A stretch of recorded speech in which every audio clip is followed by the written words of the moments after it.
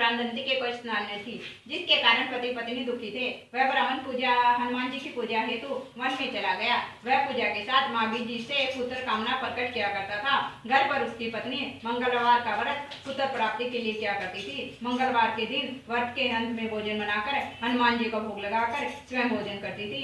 एक बाई को व्रत आया गया, जिसके कारण ब्राह्मणी भोजन न बना सकी, तब हनुमान जी का भोग नहीं लगाया। वह अपने मन में ऐसा प्रण करके सो गई कि अब अगले मंगलवार को हनुमान जी का भोग लगाकर अंतरयन करूंगी। वह भूखी प्यासी 6 दिन पड़ी रही। मंगलवार के दिन तो उसे मूर्छा आ गई। तब हनुमान जी लगन और श्रद्धा को देखकर प्रसन्न हुए और उन्होंने उसे दर्शन दिए और कहा है, मैं तुमसे अति प्रसन्न हूँ। मैं तुमको एक सुंदर बालक देता हूँ जो तुम्हारी सेवा करेगा। हनुमान जी मंगलवार को बालक रूप में दर्शन देकर अंतर्धान हो गए।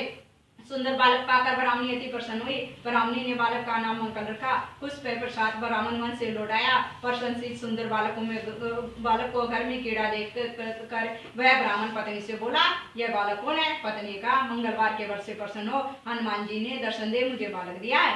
पत्नी की बात सबसे बड़ी साथ जान उसने सोचा, यह उल्टा अभिचारिणी अपनी कुशलता छुपाने के लिए बातें बना रही। एक दिन उसका पति कुएं में पानी भरने गया तो पत्नी का मंगल को भी साथ ले जाओ। वह मंगल को साथ ले गया और कुएं में डालकर वापिस जल भरकर घर आ गया। पत्नी ने जब पूछा मंगल कहाँ है, तभी मंगल मुस्कुराता हुआ घर आ गया। उसको देखकर ब्राह्मण आश्चर्यचकित हुआ। रात्रि में उसके पति से हनुमान जी ने संपन्न में कहा, यह बालक मैंने तुमको दिया है, तुम पत्नी को क्यों उल्टा कहते हो?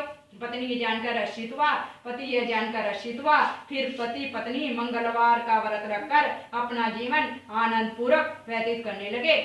जो मनुष्य मंगलवार व्रत कथा को पढ़ता है या सुनता है और नियम से व्रत रखता है, उसके हनुमान जी की कृपा से सब कष्ट दूर होकर सब प्रकार के सुखों की प्राप्ति होती है। बोलो बजरंगबली हनुमान की जय। बोलो बजरंगबली हनुमान की जय।